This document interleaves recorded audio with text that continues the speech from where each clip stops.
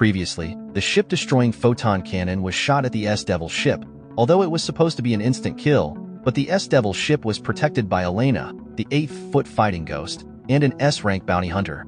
Sir Young, Robert, and Mach Jeene were surprised to see Elena. Even Sungbom had no idea why she is here. The ship driver told Sungbom that the shield she used to block their attack is a terraformation-grade shield. Although it's a powerful shield, but they can penetrate it if they max out the photon cannon output. So he asked Sungbom if they should recharge. But Sungbom told him that them starting a space war just to deal with a cockroach is not a wise decision, because Elena isn't a person that they can handle easily. So he told the driver to activate the teleportation for him to go meet her. Sungbom then wondered why such a monster like Elena came. At the same time, Robert was surprised to see the popularly known 8-foot fighting ghost Elena, an S-rank bounty hunter who is also unpredictable that even the leader of most sects avoid her. So he asked Saryong if she knew why she is here, but Saryong didn't know either.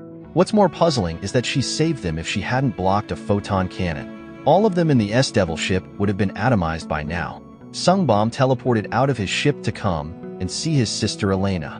He said to her, "Long time no see, Sister Elena." But Elena didn't reply. He was like, "Surely I hope you haven't forgotten me."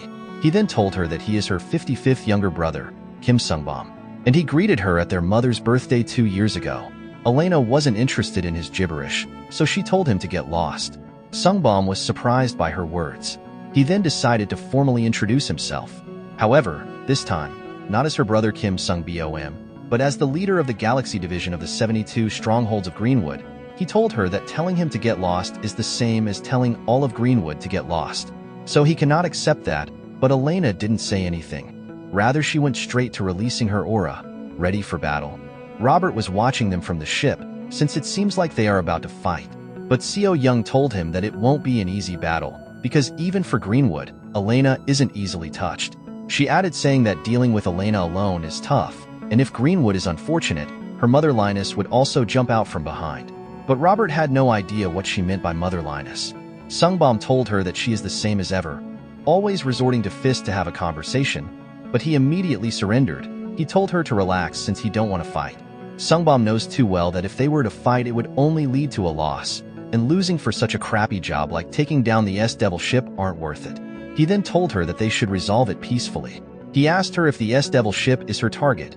If that's the case, they will yield it to her. Elena didn't say so much word. She turned around and she told him to get lost. Sungbom said to himself that he expected something is wrong with the S-Devil ship. But he wondered why, and for what purpose would she come for such useless things like the S-Devil ship. Elena approached the S-Devil ship, and she said to them through a speaker, "Hand it over or everyone dies." But Se Ryong was like, what the hell is she talking about? Even Robert thought she also want to rob them. If that's the case, he was like, what the hell did we even have for them to be so eager to attack us? He then asked Seoryang if she stashed something valuable without telling them. But he himself knows that wasn't the case because they don't have anything valuable on them. And there is nothing on the ship that could attract an S-rank bounty hunter like Elena. Seoryang then asks Mach Jeene if perhaps he knows Elena. Maybe he had a fling in the past, or dated and had a big breakup before running away. But Mach Jeene told Seoryang that Elena didn't come because of him. Maybe it's probably because of that child. They all turned around, but they didn't see anyone. Mach Jeene then said, "Show yourself, child. There is nothing to fear."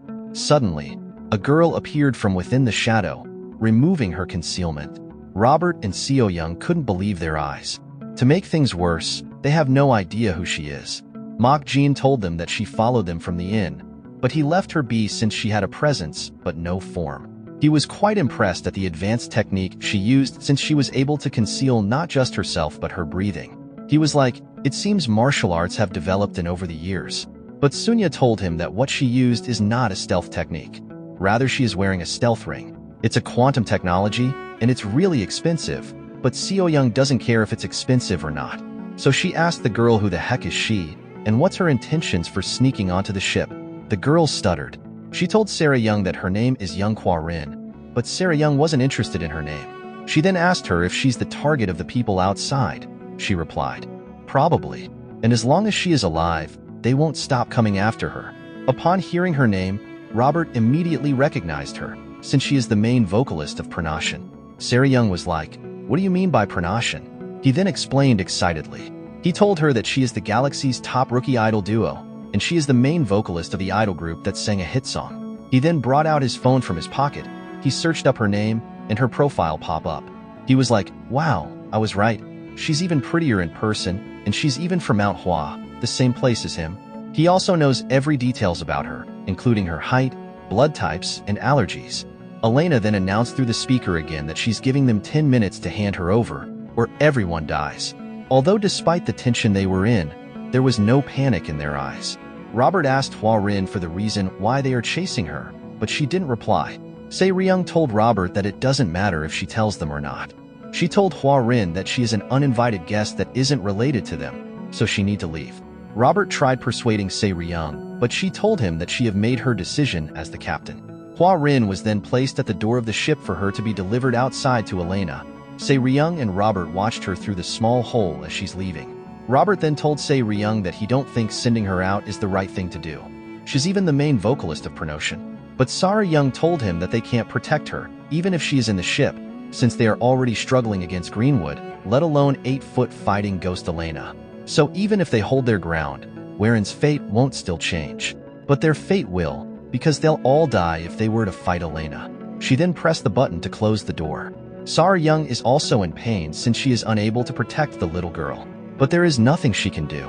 Suddenly, someone placed their hand on her shoulder. That person was no other than Mach Jeene. Waren was super surprised to see him. Mach Jeene said to her, "Didn't I tell you earlier not to worry since I will protect you?" At the same time, Robert and Seryong had no idea how he got in there. Seryong panically pressed the button multiple times to stop the ship's door from opening, but it was already too late. Robert then told her that they should wait and see what happens, since Mach Jeene is also strong, and he might end up defeating Elena. But she said to Robert, "Are you insane? I am not worried about him going out to fight. To be continued rather, I'm worried about him going out of space without protection." She then immediately told Sunja to close the gate quickly. But Sunja told her that it's already too late. And so the ship's door opened. She was like, this nutcase is really insane. He actually went out in space. Waren thanked Mach Jeene for seeing her out. She then told him to be careful since Elena and Sungbom are really strong martial artists. But to her surprise, something strange started happening to Mach Jeene. His eyes became red, and it was as if he wanted to throw up. At first, she had no idea why he was like that, but she later realized that maybe he isn't with a shield. Mach Jeene began coughing and breathing heavily. Even Elena and Sungbom had no idea what is going on. Mach Jeene's face suddenly swelled, as if there is a huge pressure crushing him. After a few seconds of struggling, his face becomes somehow frozen and he went unconscious. Seryong immediately arrived on site. She put something on his face and she activated Nano Shield. She worriedly told him to wake up and he should breathe if he is alive. But to her surprise, Mach Jeene woke up as if nothing happened.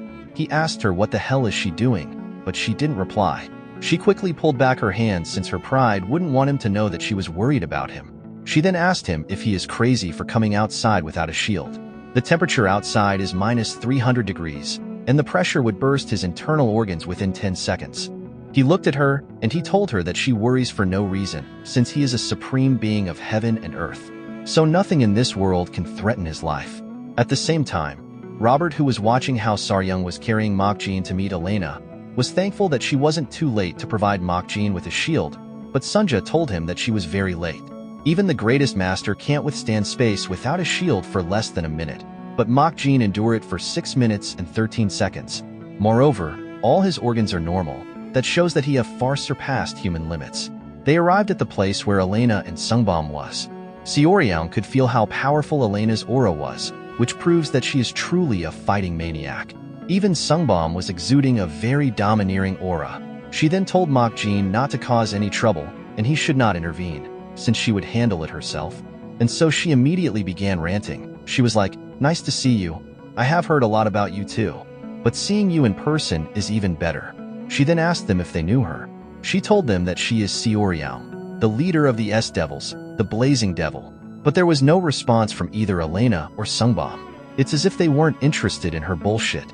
At the same time, Waren held Mokden's hand looking all scared, but Mokden told her there is no need to be nervous since he is with her. Waren then said to him, "The woman Elena is not human, but rather she is a fighting ghost. Ever since she was young, she's been traveling the world looking for opponents, but no one has survived meeting her. She even built a spaceship as a fighting arena, just to travel and fight. Mach Jeene was impressed at such a remarkable child, because a young one dedicating their heart and soul to martial training is indeed a rare talent. At the same time, Seryung was telling them that whatever the case may be, they should talk peacefully as fellow Central Plain people, but Elena told her that she only talk with her sword. She then sent a flying sword energy towards Seryung. There was an impact, but for a moment there, no one knew if she was hit or not because of the smoke and air. And after waiting for a moment for the smoke to subside, Seryung jumped back to the ship unarmed. She shouted at Elena for attacking abruptly, since she told her that they should talk. So why the hell is she swinging her weapon out of nowhere? Sungbyum was impressed at Seryung. Although it wasn't Elena's full power, but it's still not an easy attack to dodge. He said to himself that although she's impressive, however, it would have been better not to dodge. Because her opponent, Elena, is a mad scorpion that gets more poisonous the more it's provoked, which would eventually make her death more painful. But what surprised them all the most was seeing Mach Jeene and Warren alive. Warren was coughing because of the dust, so Mach Jeene tapped her back to calm her down. He told her that she shouldn't get scared over such trivial matters, since it's just a childish prank, although the attack looks grand. But it's just a noisy firecracker. So he told her to keep regulating her breathing. At the same time, Sungbom was like, what the hell just happened? Judging by the position, Mach Jeene must have been in the way of the attack, so how the hell is he unscathed? At the same time, Elena began activating her energy for another attack. She decided to thread carefully since Mach Jeene was quite mysterious. Mach Jeene then stepped forward, although Seryung told him not to get involved, but he didn't listen. He then said to Elena, "Child, what business do you have here? If you have something to say to Huarin, you should speak to me instead, because Huarin is under my protection, so any business with her goes through me." At the same time, Sungbom scanned Mach Jeene to see his data, but there was no data available on Mach Jeene, nor did he equip any internal energy drive. And upon seeing that Mach Jeene has no identification and no internal energy drive equipped, he wondered if Mach Jeene is a nameless natural from the outskirts. Mach Jeene then told Elena to leave if she have no business, but suddenly he was attacked, and the collision after impact was intense. Se Ryong, Sungbom, and Huarin were also surprised at the sudden attack. For a moment, no one knew what happened. All they could see were two kinds of energy clashing together, but to their surprise, Mach Jeene blocked her spear attack with just one hand, as if she is nothing but a roadside fly. So he asked her if the reason why she came was to fight him. At the same time, Sungbom was in shock to see that he deflected the fighting ghost Elena's strike with just a palm. What's more shocking is he did it without internal energy. Mach Jeene then said to Elena, "There is something odd about you. You utilizing the radiant sword technique of Dian Kang's sect with a staff is one thing, but channeling the Shaolin's great Brahma divine art for internal energy is surprising. Moreover, what surprised him the most is the fact that she's so young but already has internal energy surpassing that of 3 cycles, so he wondered if she experienced a fortunate encounter or something else. Just so you guys know, a cycle is equivalent to 60 years worth of energy, so since she has 3 cycles, she should have 180 years worth of internal energy." Elena then increased her internal energy drive to operate at 90%. Mach Jeene was quite surprised at the fact that she was able to switch her internal energy to Wudong's Red Sun Divine Art with just her 3 cycles of energy. But surprisingly enough, she didn't stop at that. She increased her internal energy drive to be operating at 95%. Even Sungbom was impressed at how incredible she was, so he wondered if she's always this strong. Mach Jeene realized that she is going all out, so he decided to get serious a little bit. At the same time, Elena, who was busy increasing her energy, got a warning sound from her ring. Going back to the past when she was about to venture out into the world, her mother told her that she won't stop her if she have made up her mind, although any fight that furthers her training is permitted. But death is not allowed. She told Elena that she is already strong to face the world, because throughout the entire world, there are less than 10 martial artists who can harm her, and even they cannot push her to the brink of death. But she told her to remember one rule. She placed a ring in her hand. She then told her that if the ring sounds, then she must flee no matter what, because the ringing sound means the opponent is beyond her reach, and if she was to ignore the warning, she'd surely die. At that moment when she looked Mach Jeene into the eyes, voices in her ears were telling her to run away with her tail between her legs without hesitating. They told her to know her place, to just hide away and live since there is nothing she can do. She remembered being introduced to her siblings by her mother. She told her that although they have different fathers, but they were all born from her womb, and since they share the same blood, she told them that they should stay close to each other. But at that moment when those thoughts were coming into her head, she increased her internal energy drive all the way to 120%. Mach Jeene was quite surprised. Not just him. Everyone on site was surprised at her sudden surge of power. Surprisingly enough, she completely transformed into a more powerful being. Mach Jeene was impressed at her unheard-of talent, since she was able to undergo transcendental awakening with just a mere transformation. That was when he realized that years has passed. Same goes for martial arts. But her power is a bit too much for her to handle. Elena then charged forward to attack him. She got close and she swung her staff at him. But he dodged her first strike, since it's the chaotic storm sword technique of a mace sect. She used another attack, which is the sun and moon twin wheels of the Kunlun sect. But he was still able to dodge it. At the same time, her energy drive increased to 125%. The force from her attack increased, but Mach Jeene dodged it because he was familiar with all the techniques she was using. And now she is using the sun-piercing spear technique and the falling sunblade technique of the Dienkong sect. Seeing that she was still unable to land a hit on him, she increased her energy drive to 140%. This time around, her energy transformed into a blazing storm, sending out multiple attacks. And it's the technique called the dog-beating stick technique, and the drunken 8 immortal step of the beggar sect, and the 4,000 red needles of the esoteric sect. After all her attacks combo and combination of different techniques, he was still able to dodge her attack with no stress at all, as if he was toying with her, and now she increased her energy drive to 170%. But Mach Jeene wasn't interested to play with her anymore. He then unleashed an attack with just a swing of his hand and bang! There was an explosion from their collision. The area was covered in smoke, and for a moment, no one knew if the battle has ended or not. But to their surprise, she came out unarmed, and she undergo another transformation. This time around, it was more like an Azura descent. She then charged forward at full speed, increasing her internal energy drive to be operating at 190%, and as she was about to clash, Mach Jeene told her through telepathy to stop. Although her talent is admirable, but she have crossed the line of righteousness, since her awakening shows wounds and desires. In addition, she's been consumed by her inner demons. And if she continued to reach any further, he'd have no choice but to kill her to stop her, since he promised to protect Warren, so he won't let her harm her. And so he activated his energy on his hand, summoning a very long sword. At the same time, Siriong and Sungbom were shocked to see that he summoned a heart sword.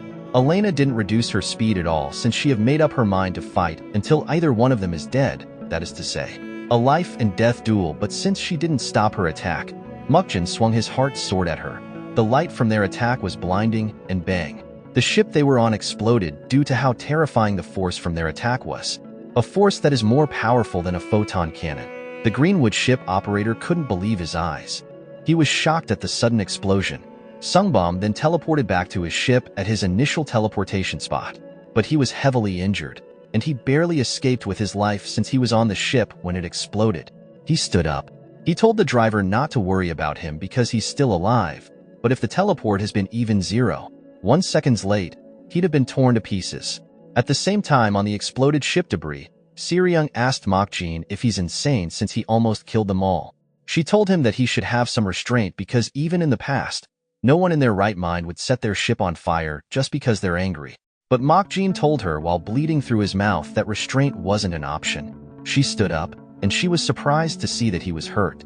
Mach Jeene told her that the reason why he is hurt was because he faced a power more stronger than he anticipated.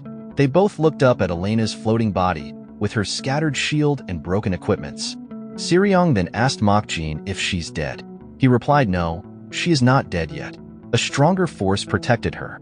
The person who protected her was so beautiful, as if an angel just came down from heaven. Siriong was surprised to see her because she is the West Heaven Sword Matron, and she is Sungbom and Elena's mother. Some hours later, Elena was placed in liquid for her to heal. At the same time, Mach Jeene and the rest were behind her, while Sungbom was on his knees showing his respect to his mother. Sungbom politely told her that he didn't know she would be coming, so she should punish him for his lack of loyalty and filial piety. But she told him that his opinion isn't needed at the moment, so he should act as if he aren't here.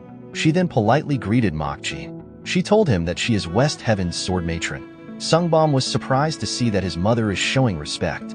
Not just him, even Siriong couldn't believe that the West Heaven's sword matron is showing courtesy. The matron told Mach Jeene that she violated the dueling code of martial arts by rudely intervening, since she was driven by familial affection. She then told him that if he wished, she would cut off her arm as an apology. But Mach Jeene told her that there is no need for her arm. He then asked her if Elena is her daughter, but Siriong immediately told him to speak respectfully, since she is the West Heaven Sword Matron. Matron replied yes, she is her daughter. If that's the case, Mach Jeene told her that she intervening wasn't a bad choice because family takes precedence over the dueling code. Siriong told him again to please speak politely. Because the woman is one of the 5 immortals, the West Heaven Sword Matron, her temper is so bad, and she can split someone in 2 just by glaring, but to her surprise, the matron went on her knees to beg for forgiveness. Some unknown hours later outside the ship, Matron told Mach Jeene that she does not know the exact reason why her daughter's consciousness has yet recovered. In addition, it was also confirmed that the place she passed through right before she came to fight him was Mount Hua. She was likely to have been commissioned there to attack the S-Devil ship. However, she told Mach Jeene that the martial arts that he demonstrated earlier seemed to be the Demon Heart Surasword technique. So she asked him if he have relation to the Heavenly Demon sect. Mach Jeene replied, I don't know. In the past, there was definitely a deep connection, but time has passed. Time corrodes even the strongest bond as if they were iron, and dissolves connections dearer than life itself. Matron looked him without saying anything. She said to herself that indeed Mach Jeene is an extraordinary figure, both chi and internal energy.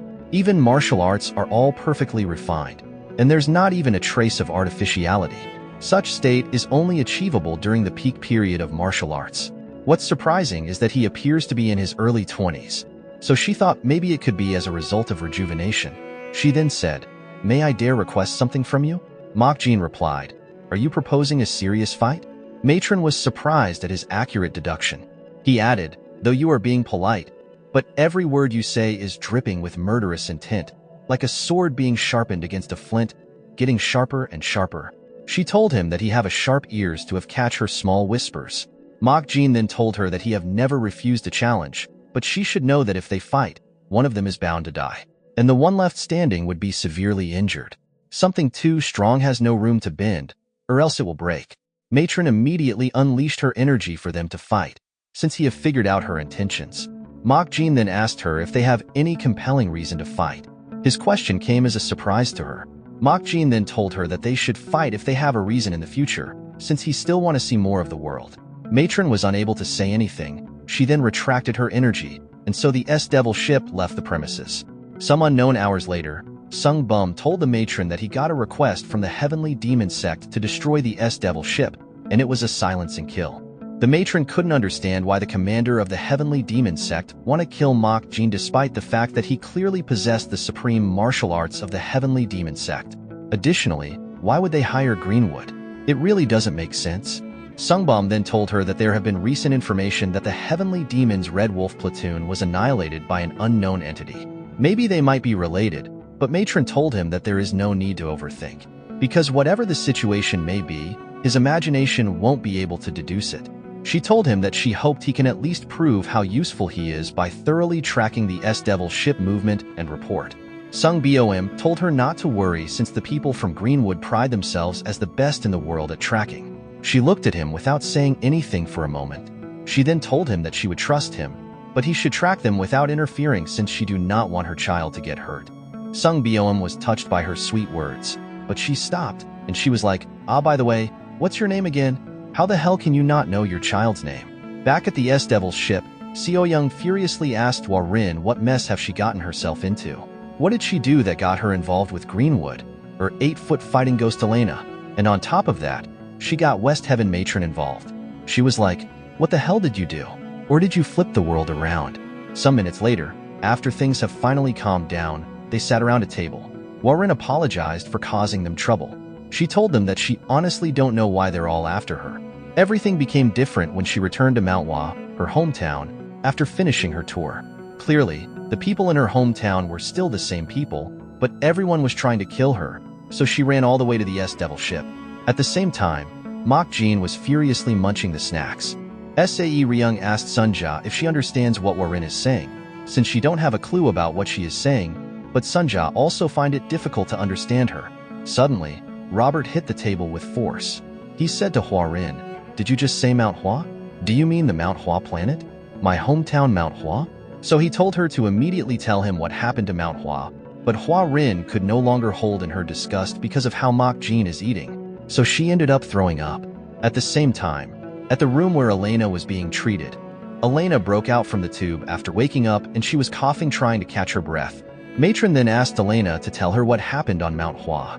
At the same time in the Wild Crane Inn, Wang saw the video of mock battle. They were all surprised at such an intense battle.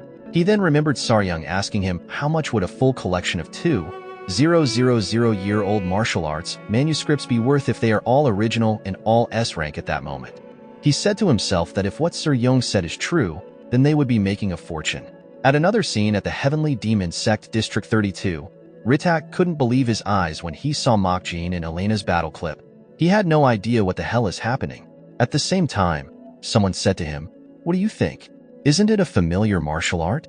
That someone was no other than the matron. Ritak told her that he acknowledged that it is a level of martial prowess never seen or heard before, but he don't understand why she said that the martial art Mach Jeene used is familiar. The matron looked at him without saying anything. She said to herself that it seems like he really doesn't know anything about Mach Jeene. She then said, "Then why did you pursue that person, especially with Greenwood's involvement?"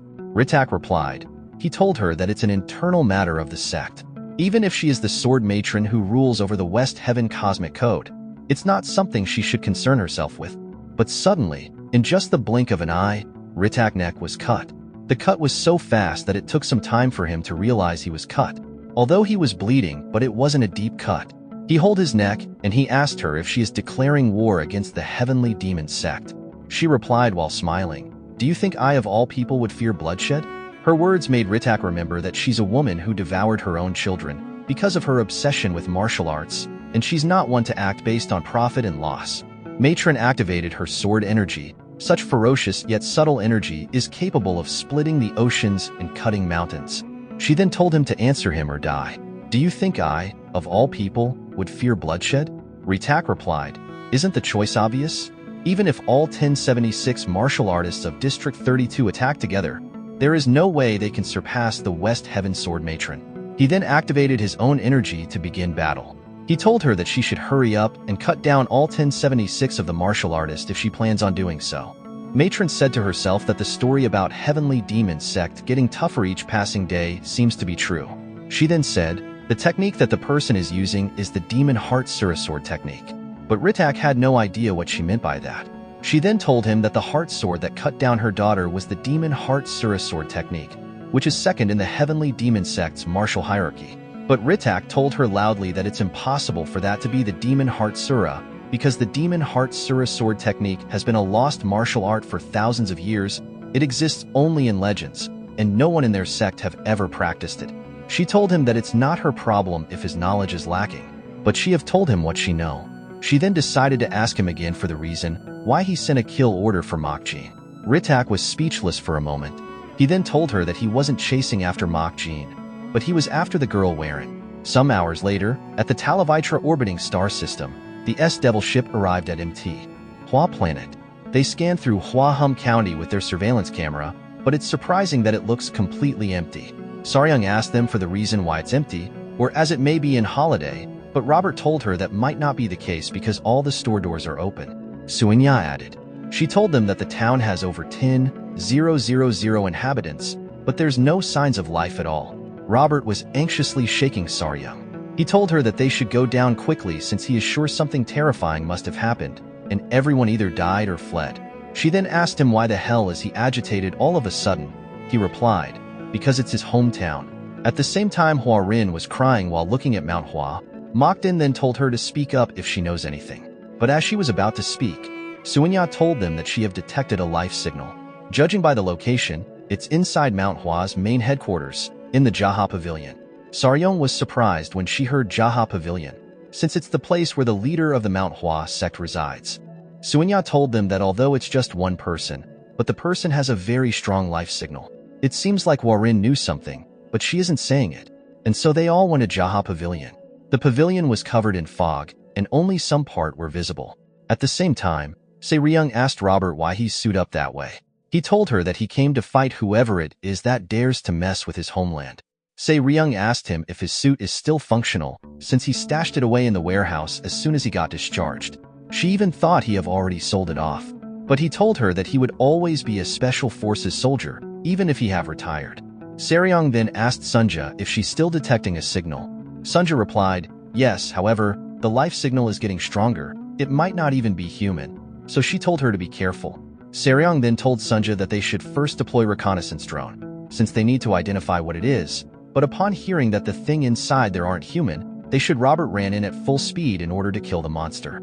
Se-ryung didn't stop him. Rather, they decided to be on alert and follow him. They walked for a while, but suddenly, within the tunnel, a huge outburst of fire energy was shot at them. On a normal setting, such firepower would have taken their lives, but Mach Jeene was fast enough to save them. Se-ryung had no idea what the hell was that, but what surprised her the most was how Mach Jeene threw her to the ground.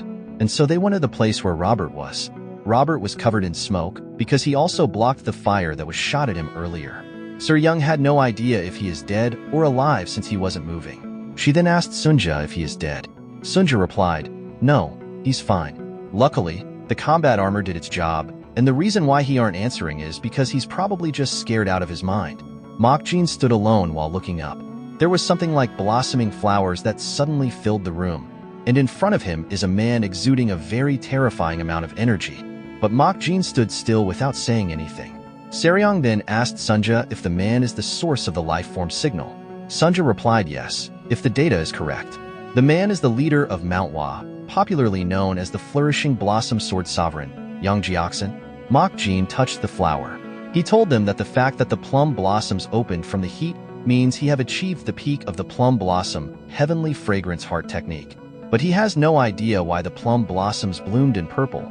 He then deduced that the plum blossom heavenly fragrance technique has mixed with the purple mist divine art.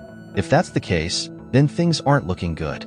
At the same time, Hua Rin was crying because the man over there is her dad. Se-ryung asked Mach Jeene, what is the problem with Jik-san, and why is he in such a state?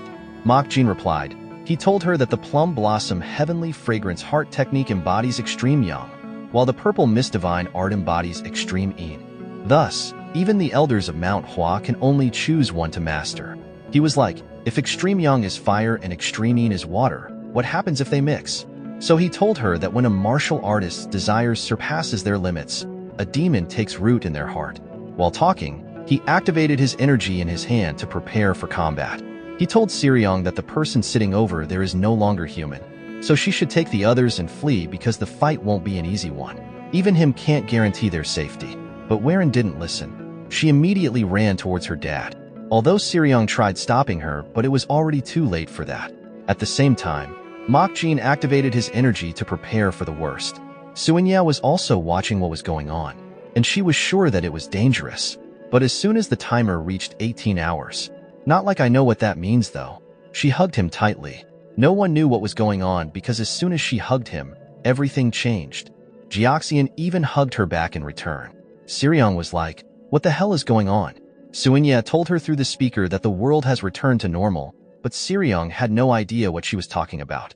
So Suenya told her again that things have returned to normal since she can now see people on the street, and the people who disappeared have appeared all at once. Some hours later, in a particular shop, Robert, Suenya, and Se-ryung were on a table. Se-ryung was looking around. She then said to Suenya, you said there were no people in Mount Hua. Then why are we seeing people now?